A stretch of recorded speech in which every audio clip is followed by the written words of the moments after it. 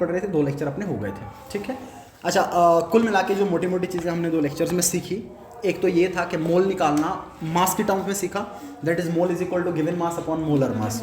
Sir दूसरा हमने ये देखा कि मोल वॉल्यूम के टर्म्स में भी निकलता है, और वॉल्यूम के टर्म्स में मोल कैसे निकलता है, given volume upon molar volume, that is volume at STP which is 22.4 litres, 22.4 litres, ठीक है। उसके बाद अगर आपको नंबर ऑफ मॉलिक्यूल निकालना है तो नंबर ऑफ मॉलिक्यूल निकलेगा number of mole into Avogadro's number. फिर मोल कहीं से भी निकले, मॉलिक्यूल का फॉर्मूला बदलेगा नहीं, ठीक है। अच्छा, उसके बाद अगर आपको नंबर ऑफ एटम्स निकालने हैं तो नंबर ऑफ एटम कैसे निकलेगा, तो number of atoms is equal to atomicity into number of mole into Avogadro's number, but depend करता है कि मॉलिक्यूल दिया हो या कंपाउंड दिया हो। हाँ, अगर कहीं एलिमेंट दिया हो फिर एटोमिसिटी जिक्र में नहीं आती, ठीक है। तो आप कैलकुलेट कर सकते हैं नंबर ऑफ एटम्स को। ये चीज़ें हमने देखी थी, यहाँ तक हमने कवर किया था, ओके। इसको कंटिन्यू करते हुए चल रहा हूँ मैं, आपको फॉर्मूले ध्यान में है, ठीक है।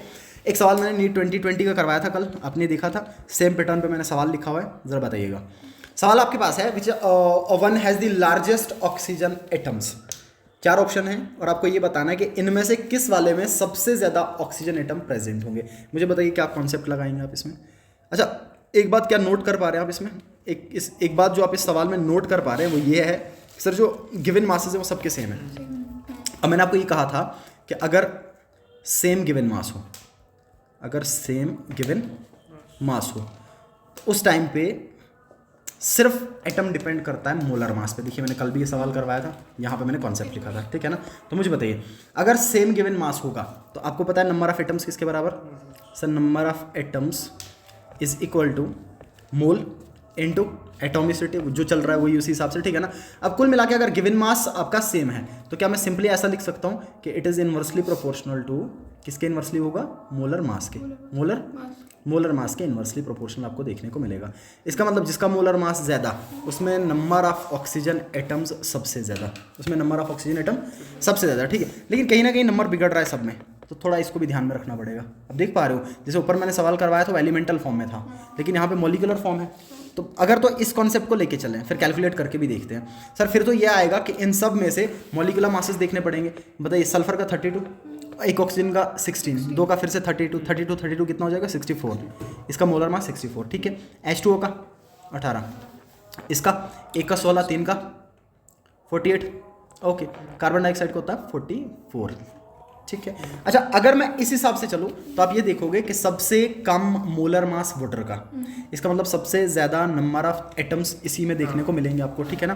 तो मैं इस वाले पे टिक कर लेता हूँ कि ये आंसर इसका सही होगा। बट अगर आप कंफर्म करना चाहें, मान लीजिए आपको आंसर कंफर्म करना है क्या ये सही था या नहीं था, अब बाकी में आपको ये करना पड़ेगा, सर बाकी में एटोमिसिटी भी तो है, बाकी में एटोमिसिटी भी तो है, ठीक है ना। चलिए कैलकुलेट करके देखते हैं। बताइए पहले वाले में नंबर ऑफ एटम्स किसके बराबर होंगे, सर एटोमिसिटी कितना, सिर्फ ऑक्सीजन के देखने मेरे को 2 इंटू गिवन मास, मोल गिवन मास कितना है 1, मोलर मास कितना, मल्टीप्लाई बाई Na, वो Na में ऐसे रख लेता हूँ, साथ में ही चल रहा है, ठीक है। ये कितना हो जाएगा, this will be equal to 1/32 Na, या सिंपली Na/32, ठीक है, ये आएंगे ना।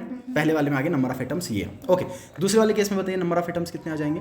सर दूसरे वाले केस में ऑक्सीजन एटोमिसिटी 1 है, गिवन मास कितना है 1/18, और साथ में क्या है Na, दैट इज Na/18, ठीक है। तीसरे वाले केस में बताइए, तीसरे वाले में कितना आ जाएगा, atomicity 3 into given mass 1 molar mass 48, और साथ में क्या चलेगा Na, ठीक है। अच्छा, इसको डिवाइड कर लेंगे, कितना आ जाएगा बताइए, 3 1 3, 18 16, तो ये कितना आ जाएगा Na/16, ओके, Na/16, ठीक है, ओके। नंबर 4, इस वाले केस में बताइए कितने आएंगे। सर इस वाले केस में हो जाएगा atomicity 2 divided by molar mass, given तो वही है, multiply by Na, that is equal to 1/22, तो Na/22 सिंपली, ठीक है। अब बताइए Na सब में कांस्टेंट चल रहा है। अब नंबर ऑफ एटम सबसे ज़्यादा उसमें होंगे जिसका डिनोमिनेटर सबसे कम होगा।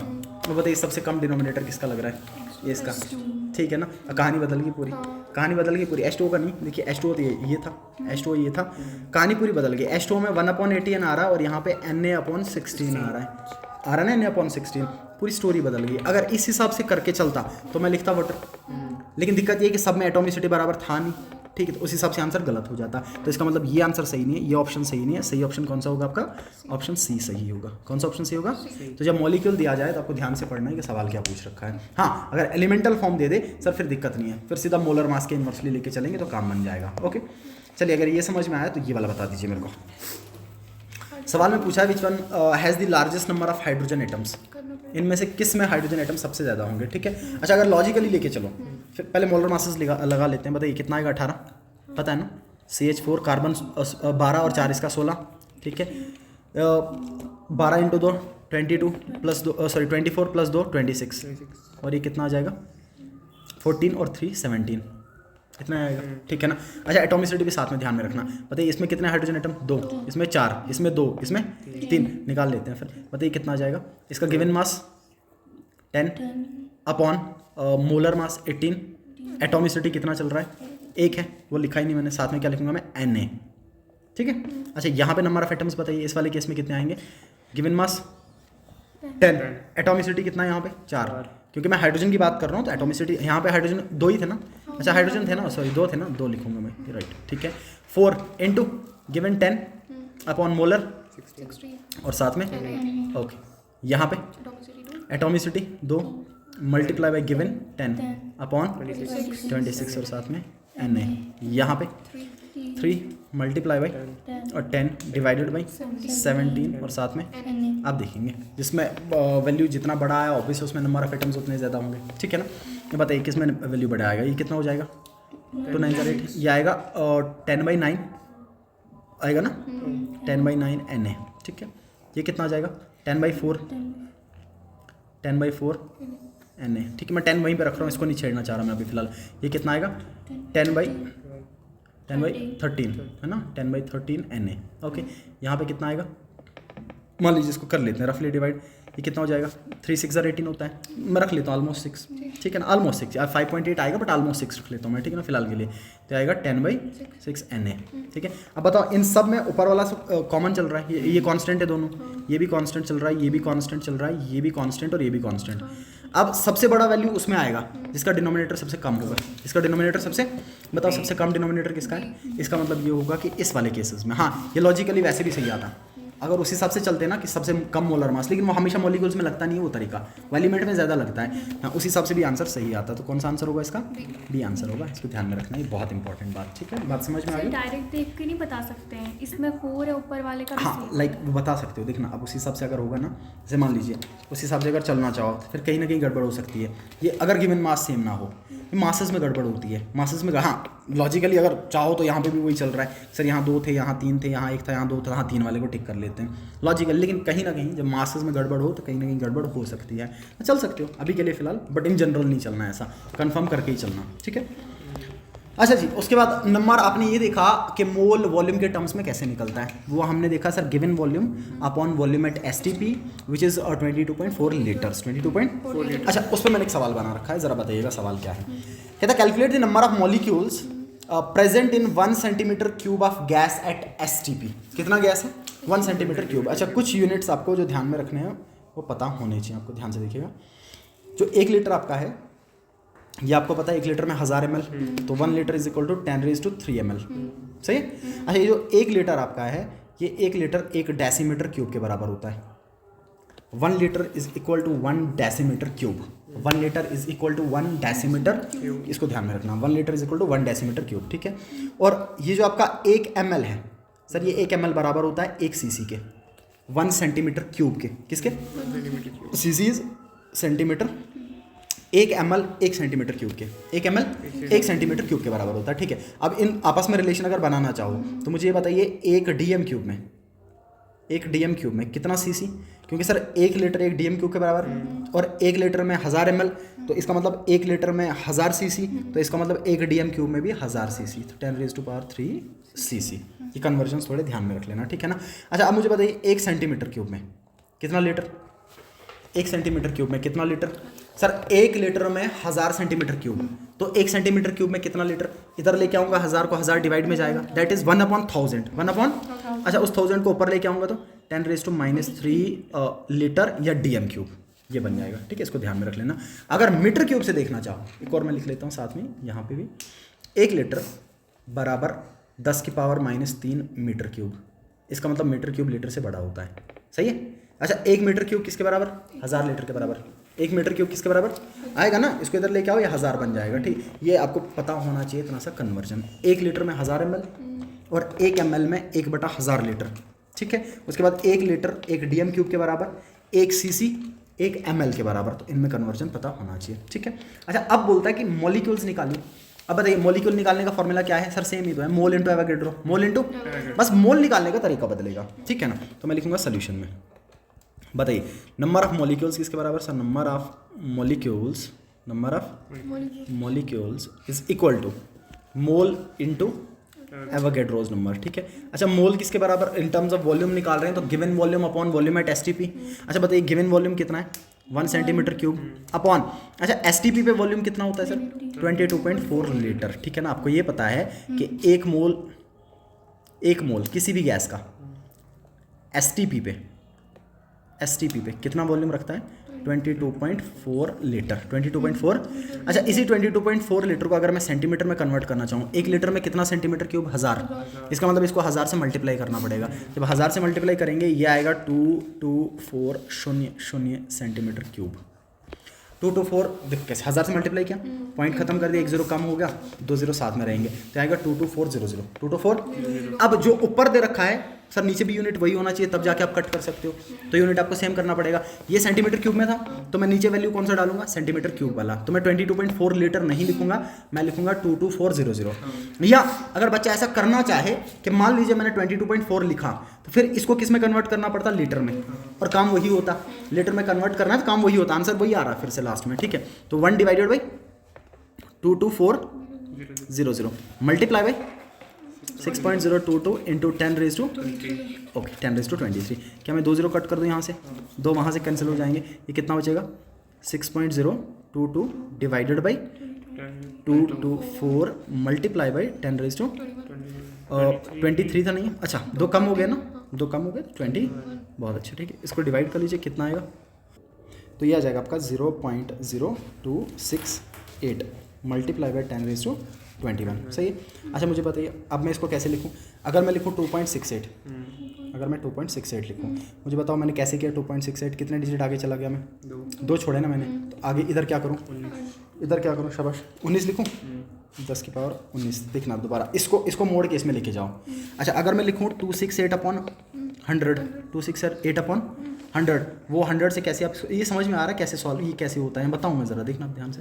देखो मैं ऐसा लिखता हूँ, अगर मैं इसको 2.68 लिखूँ, ये था क्या पहले अपने पास? 0.0268 था, ठीक है। या इसी को लेके चलो, जैसा था वैसा ही लेके चलो, देखो इसी को लेके चलो, इसी का पॉइंट खत्म करके चलते हैं। तो मैं लिख लेता हूँ इसको 268, बताओ पॉइंट खत्म किया, नीचे कितने जीरो आएंगे? 1 2 3 4, ठीक है ना, 1 2 3 4 इंटू 10⁻21, ठीक है। अब मैंने लिखा 2.68 लिख रहा हूँ मैं, ध्यान से देखिएगा, ठीक है। अच्छा अगर मैंने 2.68 में इसको लिखना है तो मैं कितने इधर जीरो रखूँ? 100 रखने पड़ेंगे, तो मैं ऐसे लिखता हूँ 268 divided by 100 into 10⁻21 divided by 100, फिर से क्योंकि 2 0 यहाँ पे 2 0 वो 4 0 हो गए, ठीक है। अब इसको मैं लिख लेता हूँ कितना? 2.68, ये हो गया ना 2.68 के बराबर। यहाँ पे 2 0, यहाँ से 2 0 कटे, ऊपर कितने आ गए? 19, सही है। ये वही बात है, सेम ही बात है, ऊपर चल रहा है तो कम कर दो उसको। ये आएगा आपका 2.68 इंटू 10⁻19। ये क्या मिला आपको? Number of molecules. Number of किस में? नंबर ऑफ मॉलिक्यूल सर, किसके नंबर ऑफ मॉलिक्यूल्स? ये मिले आपको नंबर ऑफ मॉलिक्यूल किसी भी गैस के STP पे, जब वो गैस कितना लिया हो? 1 सेंटीमीटर क्यूब। अब मुझे बताओ अगर मैं गैस बदलूं, क्या ये वैल्यू बदलेगा? नहीं बदलेगा। क्यों? ये वैल्यू क्यों नहीं बदलेगा? क्योंकि सर अगर आप 1 सेंटीमीटर क्यूब किसी भी गैस का पकड़ रहे हो तो ये जो डिवाइड में वैल्यू ये तो कांस्टेंट चल रही है ना, 22.4 कांस्टेंट चल रहा है, 22400 कांस्टेंट चल रहा है, और एन में भी क्या चल रहा है? इसका मतलब कि 1 सेंटीमीटर क्यूब किसी भी गैस का STP पे इतना वॉल्यूम ऑक्यूपाई करता है। 1 मोल कितना ऑक्यूपाई करता है? 22.4 लीटर। और 1 सेंटीमीटर क्यूब किसी भी गैस का STP पे कितना ऑक्यूपाई करता है? 2.68 इंटू 10⁻19 मॉलिक्यूल। ये मॉलिक्यूल, ये वॉल्यूम नहीं है। इतने मॉलिक्यूल 1 सेंटीमीटर क्यूब किसी भी गैस के STP पे पाए जाते हैं। This number is fix. जैसे एवोगैड्रोस नंबर है, फिक्स है, सिमिलरली ये नंबर भी फिक्स है। काय को फिक्स है? क्योंकि सर 1 सेंटीमीटर क्यूब किसी भी गैस का पकड़ लो, डिवाइड में यही आएगा, 22.4 चलेगा। This number is known as Loschmidt number. This number is known as Loschmidt number. इसको हम पढ़ते हैं लो श्मिथ नंबर, ठीक है, LOSCHMITTH, MIDT only, Loschmidt number पढ़ते हैं इसको, वेरी इंपॉर्टेंट, याद रखिएगा। What is Loschmidt number? Sir the number of molecules present in 1 centimeter cube of any gas at STP, ठीक है। क्या होगा Loschmidt number? The number of, okay, the number of molecules of any gas in कितने में? 1 centimetre cube eight, बहुत अच्छे, STP पे। This is called Loschmidt number. ये फिक्स है नंबर, ये नंबर फिक्स है, ध्यान में रखिएगा। लो श्मिथ नंबर इसको पढ़ते हैं, ठीक है ना। गैस बदलिए उससे फर्क नहीं पड़ेगा, इस वैल्यू पे फर्क नहीं पड़ेगा, ठीक है। बात समझ में आई? दिस इज वेरी इंपॉर्टेंट, ठीक है ना, बात ध्यान में रखना। ओके, बताइए, इजी सवाल, नीट 2024 लास्ट ईयर का है, लास्ट ईयर का नीट 2024 का सवाल है। पढ़िए सवाल और आंसर कीजिएगा ध्यान से पढ़ते हुए।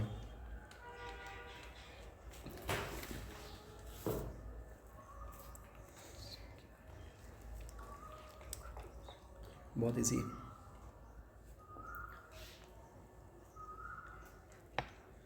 आपको लार्जेस्ट नंबर ऑफ एटम्स बताने हैं, किसमें होंगे? शाबाश, और ये तो देख के होना चाहिए, इतना तो है नहीं स्टफ, इसमें क्या कर रहे हो? शाबाश शाबाश शाबाश शाबाश। अच्छा लगाओ तुक्का, छोड़ो, बताओ। अब नहीं पल्ले पड़ रहा तो तुक्का ही मारो फिर, क्या लग रहा है? सी लग रहा है, ठीक है, चल तेरा आंसर सही है, शाबाश। देखो, अच्छा पहला ऑप्शन है 4u of helium, 4u of, अच्छा हीलियम का मास 2u के बराबर, ये सॉरी 4u के बराबर, हीलियम का मास 4u, इसका मतलब एक ही एटम है सिर्फ, 4u का मतलब एक एटम, 4u का मतलब, ठीक है। अच्छा 4 ग्राम, सर इसके बाद इसका मतलब पहले मोल निकालना पड़ेगा फिर एटम निकलेगा। 4 ग्राम गिवन मास, मोलर मास भी 4 होता है, तो 4 को 4 से डिवाइड किया, मोल आया एक मोल में कितने एटम? एवोगैड्रो नंबर के बराबर, तो इसमें कितने आएंगे? Na के बराबर। किसके बराबर? अच्छा 4 मोल में कितने आएंगे? ये सबसे बड़ा नहीं लग रहा? सर 1 मोल में एवोगैड्रो के बराबर, तो 4 मोल में 4 इंटू एवोगैड्रो के बराबर, तो इसमें नंबर ऑफ एटम आएंगे 4 Na के बराबर। 4 इसमें कितना मुझे बताइए? 22.4 लीटर ऑफ हीलियम, कितना? 1 मोल, वही तो होता ना, 1 mole at STP occupies 22.4 litre mole. इसका मतलब उल्टा मतलब भी वही है ना कि 22.4 लीटर का मतलब 1 मोल। अच्छा अगर 1 मोल है तो मतलब कितने एटम्स Na के बराबर, तो बताइए सबसे ज़्यादा किसमें हो गए? इसमें हो गया ना। बताइए क्या सवाल था, ये हल्का सा सवाल था, ठीक है ना, बस थोड़ा लॉजिकली चलिएगा, दोनों तरफ से चलिएगा बात को लेकर, ठीक है। चलिए बताइए, calculate the volume of CO2 produced when 52 gram of acetylene gas is burned in excess of air. ये मैंने कल भी आपको सिखाया कि जब कभी भी हाइड्रोकार्बन्स के कंबस्शन की बात आए तो प्रोडक्ट में हमेशा कार्बन डाइऑक्साइड और वाटर बनेगा, आपको बस बैलेंस करना है, ठीक है। पहले बैलेंस कर लेते हैं, बताइए। Acetylene gas is C2H2, C2, अच्छा जलाना है तो O2 साथ में रहेगा, अच्छा बनेगा क्या? CO2 plus, okay CO2 plus H2। अब स्टाइशियोमेट्री बैलेंस करनी है, मैं क्या करूँगा? कार्बन ऑक्सीजन को, हाइड्रोजन को बैलेंस करूँगा, ऑक्सीजन बैलेंस हो जाएगा। कार्बन कितने? 2, इधर मैंने 2 लिख दिया, सही है। हाइड्रोजन कितने हैं? 2, हाइड्रोजन ऑलरेडी 2 है, बैलेंस है ना। अब गिनेंगे ऑक्सीजन, 2 टू 4 और यहाँ पे 5 हो गए। बताओ क्या लिखूँ, क्या लिखूँगे बैलेंस हो जाए? और इसको काटना मत, ये O2 फॉर्म में होना चाहिए क्योंकि इसका एटोमिसिटी होता ही 2 है। कितना लिखूँ पीछे के? 5 हो जाए। अगर 2 लिखूँगा तो 4 हो जाएगा, अगर 3 लिखूँगा तो 6 हो जाएगा। हाँ कुछ नहीं करना, इतना ही लिखना है, इससे ऊपर मत जाना। देखो अगर मैं ऐसा लिखूँ कितना हुआ? ये 10 हुआ। तो अगर मैं ऐसा लिखूँ कितना हुआ? हो गया ना 5%, ठीक है। ध्यान में चलो, ऐसे ऐसे ही लिखते हैं। इसको बैलेंस करने का तरीका यही है, इसको बैलेंस करने का तरीका यही होता है, ठीक है ना। अदरवाइज यहाँ 2.5 लिख लो, वो तो सेम बात हुई ना। जब इसको डिवाइड करूँ 2.5 आएगा ना, तो 2.5 दिखने में थोड़ा अप्रोप्रिएट लगता है, तो वो होता वही है कि 2.5 का डबल 5 हो गया, बट इसको लिखते हैं फ्रैक्शन में, 5/2 O2, 5/2 O2। समझ में आई बात, ठीक है, इस तरीके से। अच्छा अब बताइए, आपको बताना है कि कितना कार्बन डाइऑक्साइड का वॉल्यूम बनेगा अगर आपने 52 ग्राम ऑफ एसिटाइलिन गैस को जलाया है एक्सेस ऑफ एयर में। सर कहानी बहुत सिंपल सी है, अगर मैं ये पता कर लूं कि कार्बन डाइऑक्साइड के कितने मोल बनेंगे तो मैं वॉल्यूम पता कर पाऊंगा। क्यों? क्योंकि अगर 1 मोल बना होगा तो वॉल्यूम कितना आएगा? 22.4। 2 बना होगा तो उसी हिसाब से, ठीक है ना। अच्छा बताइए इसका कितना मास है? इसका पहले मोलर मास पता होना चाहिए आपको। इसका मोलर मास कितना है? इसका मोलर मास कितना? 26। इतनी बार तो किया, 12 दूनी 24 प्लस 2 26, ठीक है ना। अच्छा इसका 26 ग्राम पर मोल आया मोलर मास। इसका कितना जला कितना रहे इसको हम? तो मैं मोल निकाल दूं इसके, डायरेक्ट मोल निकाल दूं। बताइए इसके मोल कितने आएंगे? गिवन मास भाई मोलर मास आएगा 2 मोल। कितना आएगा? 2 मोल। सही है। इसका 2 मोल जला है। मुझे बताओ इसका 1 मोल जलाने में कितना कार्बन डाइऑक्साइड बनता है? 2 मोल। तो इसका 2 मोल जलाने में कितना बनेगा? सीधी बात है ना, ठीक है। ये तो समझ में आ रहा है आपको। देखिए इस तरीके से आपको समझ में आ रहा है कि 1 mole of C2H2 produce 2 mole of CO2, 2 mole of CO2, ठीक है। तो बताइए अगर 1 मोल ये प्रोड्यूस कर रहा है तो 2 मोल कितना प्रोड्यूस करेगा? तो 2 mole of C2H2 will produce 4 mole of CO2, 4 mole of okay. आपको पूछा गया सवाल में वॉल्यूम कितना ऑक्यूपाई करेगा? बताइए इसका मोल कितना है? 4। 1 मोल कितना ऑक्यूपाई करता है? 22.4। 4 मोल कितना करेगा? 4 से मल्टीप्लाई करना पड़ेगा, ठीक है। इसके बाद आपको पता है, सो वी नो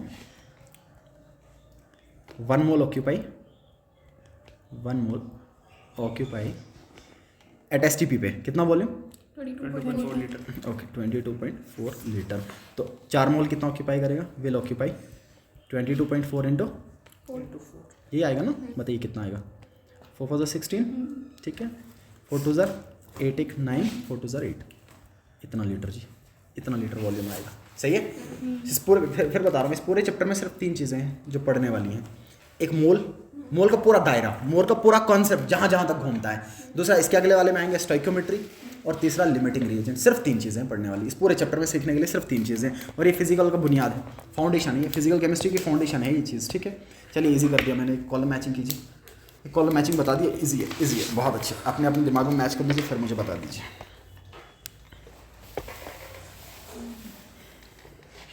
शाबाश।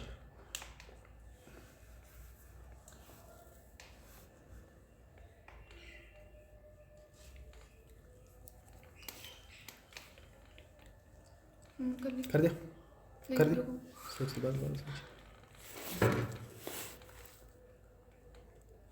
एक तो अभी पढ़ा लोशमिथ नंबर, तो अभी पढ़ा।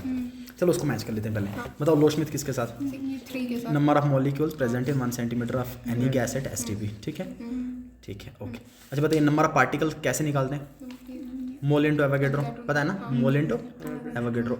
1 मोल किसके बराबर? एवोगैड्रो नंबर के बराबर। तो फिर 1U किसके बराबर? Mass of proton. आपको तो ये पता है कि मास ऑफ प्रोटॉन के बराबर हो जाएगा। हो गया ना? इसमें कोई दिक्कत वाली बात नहीं है, हल्की सी बात है, ठीक है। चलिए एक और सवाल, बढ़िया सवाल है, मैं सिखा रहा हूँ। उसके बाद एक और इसी पैटर्न पे पूछूंगा, ध्यान से देखना, ठीक है ना। अच्छा कहता है मास निकालिए कार्बन डाइऑक्साइड का कितना बनेगा अगर आपने कितने ग्राम लाइमस्टोन जलाया है? 20 ग्राम। लेकिन उसमें से भी प्योर सिर्फ कितना है? 20%। इससे फ़र्क नहीं पड़ रहा है, ध्यान से सुनिएगा सवाल। इससे कोई भी फ़र्क नहीं पड़ रहा है, कितना परसेंटेज दिया उससे फ़र्क नहीं पड़ेगा, लास्ट में जाके सवाल हो जाएगा। अब मुझे बताइए अगर आपने कैल्शियम कार्बोनेट को जलाया है, डिकम्पोज किया, ये मैंने कल भी लिखा था, इससे बनता है क्विकलाइम और कार्बन डाइऑक्साइड, बताया था ना मैंने। हिट कर दीजिए, CaO बनेगा प्लस CO। ओके। अच्छा इसका मास लिखना पड़ेगा पहले। बताइए इसका मास कितना आता है? मैंने कल भी बताया था आपको 100 ग्राम, ठीक है। इसका लगना नहीं है सर, जिसका लग रहा है उसी की बात करेंगे, ठीक है। कार्बन डाइऑक्साइड कितना? 44 ग्राम, सही है। अच्छा इसका 100 ग्राम जलाने पे कार्बन डाइऑक्साइड कितना बन रहा है? 44 ग्राम। इसका 100 जलाने पे कार्बन डाइऑक्साइड बन रहा है 44 ग्राम, ठीक है। अब बताइए इसका कितना जलाया जा रहा है? सिर्फ 20 ग्राम। तो मैं एक काम कर लेता हूँ, पहले 1 ग्राम के लिए निकाल लेता हूँ, काम बन जाएगा। बताओ पहला स्टेप में क्या लिखूंगा? स्टेप 1 क्या लिखूंगा मैं? सर स्टेप 1 में इस तरीके से लिखूंगा कि 100 gram of CaCO3 will produce 44 gram of CO2, 44 gram of CO2, सही है। बताइए 1 ग्राम कितना प्रोड्यूस करेगा? 1 ग्राम विल प्रोड्यूस 44, यहीं पे 100 डिवाइड में, सही है। तो ये आएगा 44/100 ग्राम ऑफ CO2। अच्छा अगर 1 ग्राम इतना प्रोड्यूस कर रहा है तो 20 ग्राम कितना करेगा? इसको 20 से मल्टीप्लाई करना पड़ेगा। फिर मैं लिखूंगा 20 gram of CaCO3 will produce 44/100 into 20। 0 cancel कर दूंगा, 2 5 10। ये कितना आएगा? 44/5, ठीक है ना। 8 इधर ही कैंसिल कर देता हूँ मैं। देखिए 5 1 5, 5 8 40, कितना बच गया? 4। फिर से पॉइंट लगाऊंगा 40, 5 8 फिर से 40, तो करीब करीब 8.8 8.9, सही है। 8.8 या 8.9 ग्राम बनेगा। इतना बन गया मास, ठीक है। अब सुनिएगा ध्यान से। सर ये तब बना जब आपने इसका 20 ग्राम तो जलाया, लेकिन वो 20 ग्राम प्योर कैल्शियम कार्बोनेट का बना होता। अब कहता है इस 20 ग्राम में भी प्योरिटी सिर्फ कितनी है? 20%। इसका मतलब जो आपके पास मास आया उसका सिर्फ कितना बनेगा? उसका सिर्फ 20% बनेगा। कितना बनेगा? तो आप कुछ नहीं करना है, इसका 20% निकालना है, ठीक है ना। क्योंकि परसेंटेज सिर्फ 20% प्योर था। तो बताइए इसका 20% कितना आएगा?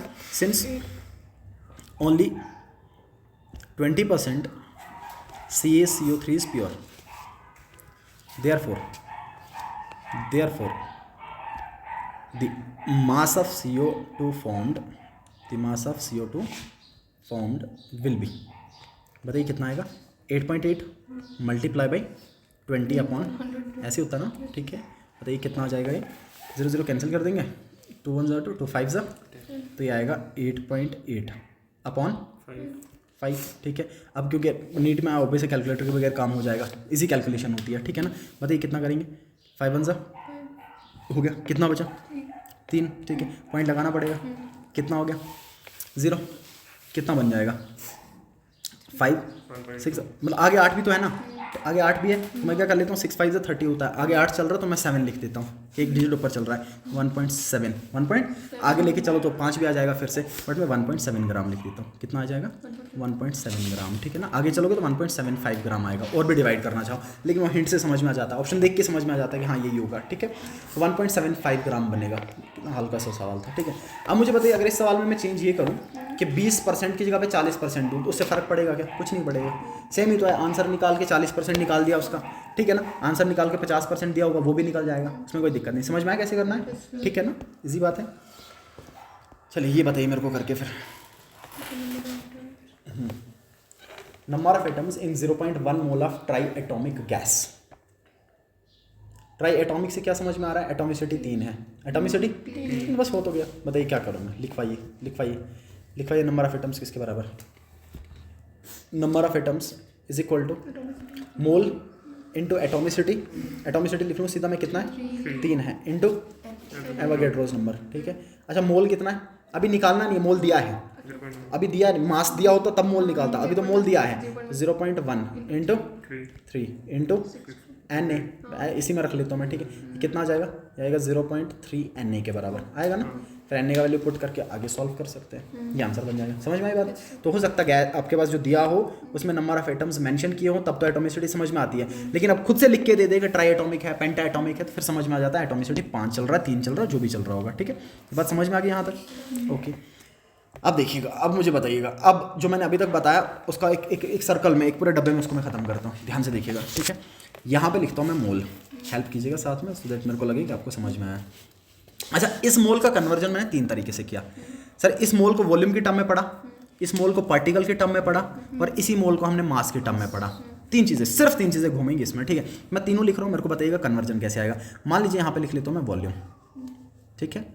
अब मुझे बताओ, अगर आपके पास मोल दिया हो और आपको वॉल्यूम निकालना है, या आपके पास वॉल्यूम दिया हो और आपको मोल निकालना है, तो दोनों चीज़ें पता होनी चाहिए, और दोनों बहुत ईजी हैं, देखते रहना ध्यान से, ठीक है। मान लीजिए मेरे पास वॉल्यूम दिया था और मुझे मोल निकालना है, ठीक है। अब मुझे बताओ, अगर आपके पास वॉल्यूम दिया है और आपको मोल निकालना है, तो क्या करना पड़ता है? सर डिवाइड करना पड़ता है वॉल्यूम एट एसटीपी पे, वही होता है ना।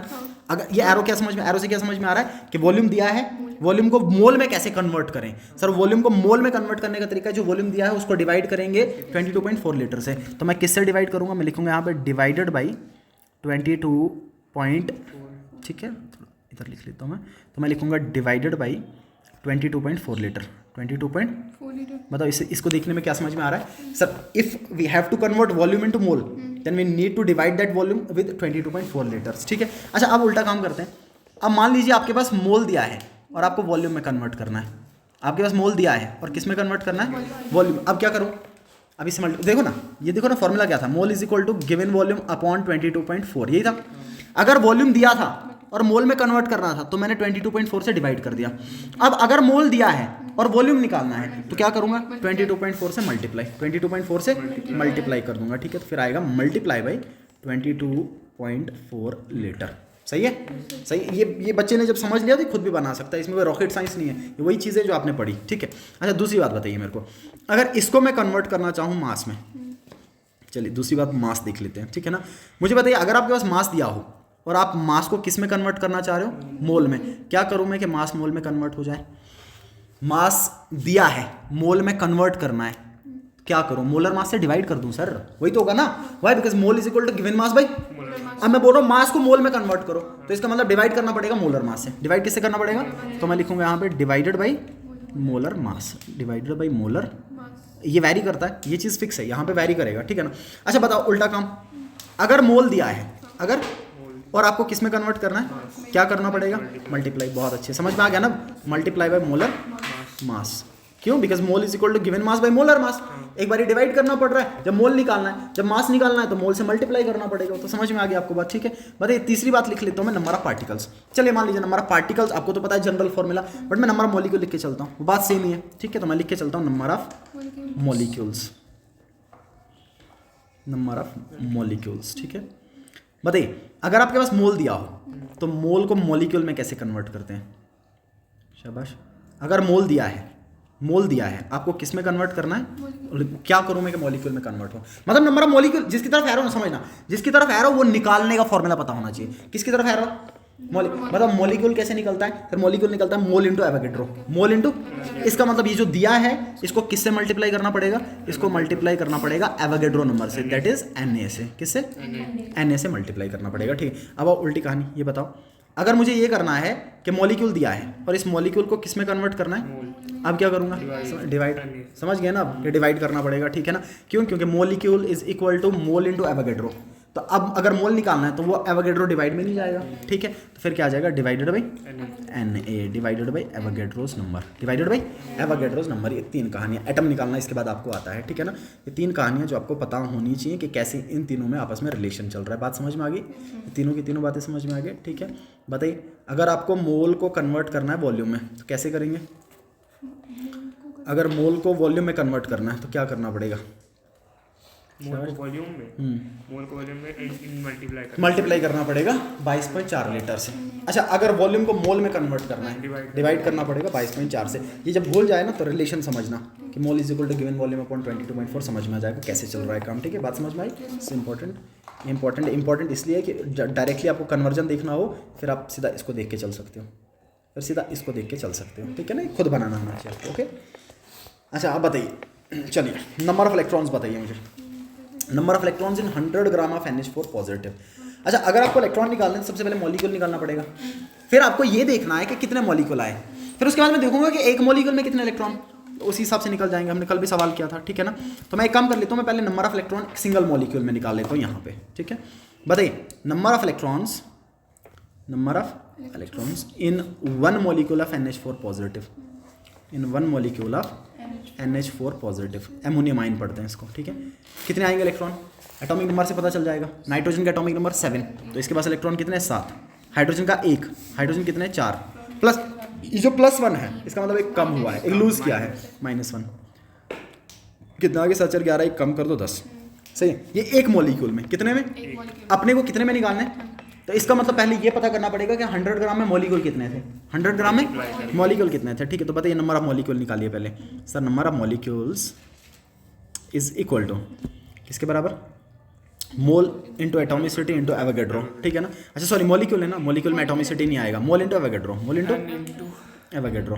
एन किसके बराबर, गिवन मास 100 अपॉन मोलर निकालना पड़ेगा। बताइए नाइट्रोजन का मास कितना होता है 14, ठीक है, हाइड्रोजन का 1, कितना नाइट्रोजन है 1 हो गया 14, हाइड्रोजन कितने 4, कितना हो गया 18 हो गया, प्लस माइनस मास पे कोई इफेक्ट नहीं डालता, simply divided by multiply by Na का वैल्यू पुट कर दूँ या Na में ही रख लो, समझ में आ जाएगा ना, Na में ही रख लेता हूँ, चलेगा ना, Na में ही रख लेता हूँ, ओके। ये कितना आएगा, इसको डिवाइड करूँगा आएगा 5.5, हमने कल भी किया था वाटर के केस में, मल्टीप्लाई बाई Na। ये क्या है, यह है नंबर ऑफ मॉलिक्यूल्स। अच्छा एक मॉलिक्यूल में 10 इलेक्ट्रॉन थे, तो इतने मॉलिक्यूल में कितने इलेक्ट्रॉन होंगे, मल्टीप्लाई बाई 10 करेंगे हम, ठीक है। So number of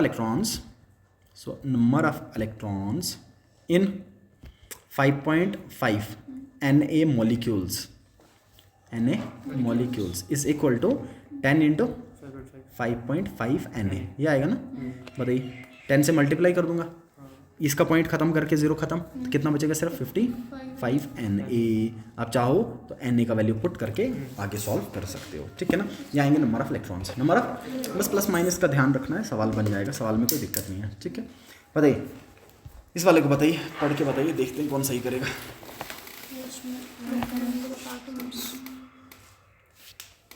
Which one has maximum number of atoms? शाबाश, ध्यान से सोचना, गलत मत करना।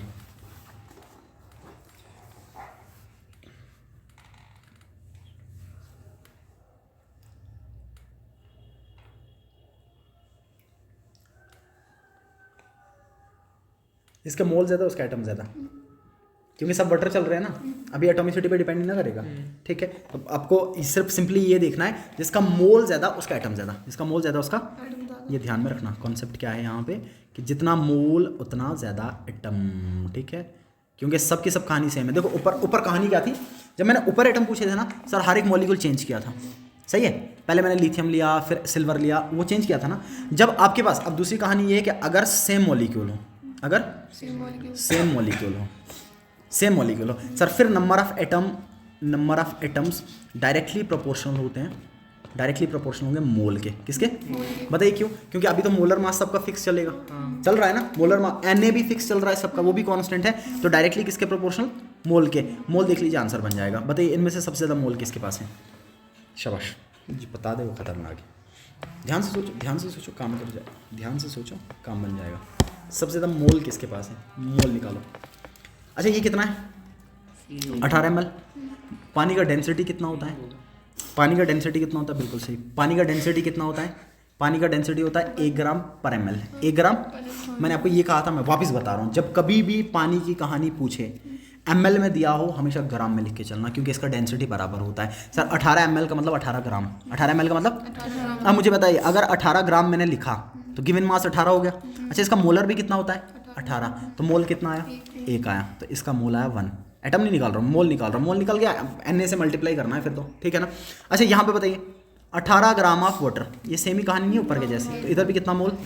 1 मोल। ठीक है, अच्छा इधर बताइए कितना? 2 मोल। क्यों? क्योंकि सर 1 मोल ऑक्यूपाई करता है 22.4, तो ये है 44.8, तो कितना मोल आएगा? 2 मोल आएगा, यहाँ पे 2 मोल आएगा। ठीक है, अच्छा ये तो आधा मोल दिया है पहले ही, आधा तो सबसे कम ही हो गया बेचारा फिर। ठीक है, बताइए कौन सा ऑप्शन सही होगा फिर? सी ऑप्शन सही होगा। कौन सा ऑप्शन सही होगा? ये बात ध्यान में रखना, अगर मॉलिक्यूल सेम हो उस टाइम पे मोल देख लीजिए, एटम समझ में आ जाएगा। जिसमें मोल ज़्यादा उसमें एटम ज़्यादा, जिसमें मोल ज़्यादा उसमें एटम ज़्यादा। और ठीक है, ये बताओ, ये वाला बताओ, फिर भागना। ठीक, पहले ये वाला बताओ आराम से। शाबाश। आपको वैल्यू निकालना है, फिर 10 की पावर 23 को वैसे ही रखना है, जो पीछे वैल्यू बचेगा उसको इंटीजर में लिखना है, नियरेस्ट इंटीजर में। ये मत वो आएगा, ठीक है ना, एवोगैड्रो नंबर देखना अगर वैसे लग रहा है, बट 8 ग्राम में दिया है ना, वो ध्यान में रखना। ठीक है, एटम्स निकालने हैं, बताओ कितना आएगा? पहले निकालो नंबर ऑफ एटम्स, बताओ कैसे निकलेंगे number of atoms? n into Avogadro, n into Avogadro. ठीक है, तो मैं लिख लूँगा number of atoms is equal to n into, क्यों मैंने एटॉमिसिटी नहीं लगाया? क्योंकि सर एलिमेंट था, सोडियम एलिमेंट था। ठीक है, अच्छा n कितना, मोल कितना, गिवन मास भाई, गिवन कितना है? 8। मोलर कितना होता है सोडियम का? 23, मल्टीप्लाई बाई Na इंटू 10⁻²। सही है, ठीक है, ओके। 8 इंटू 6 कर दीजिए, 48 डिवाइडेड बाई 23 मल्टीप्लाई बाई 10⁻², ये आएगा। ठीक है, अरे 48/23 कितना आ जाएगा? शाबाश, 2 पॉइंट समथिंग आएगा, 3 दूनी 46, 2 पॉइंट समथिंग, 2.01, वो 2.01 2 के बराबर है। आपको नियरेस्ट इंटीजर लिखना है सिर्फ, ठीक है ना, नियरेस्ट लिखना, तो मैं नियरेस्ट 2 ही लिखूंगा। सो ये आएगा 2 इंटू 10⁻²। अब इसने 10⁻23 दे रखा था, बताइए एक्स का वैल्यू कितना आया? 2 आया। ये इस पैटर्न का सवाल है, ठीक है ना, इस पैटर्न का सवाल है, इस पैटर्न के सवाल, इसको एनटीए टाइप पढ़ते हैं, न्यूमेरिकल आंसर टाइप सवाल पढ़ते हैं, इसको इसमें आते हैं। ठीक है ना, इस तरीके से अभी बनाए नहीं नीट में, तो पॉसिबिलिटी है कि आगे बनाएगा नीट में। बात समझ में आ गई? ठीक है, यहाँ तक समझ में आ गई? थक गए? लाइव थक गई?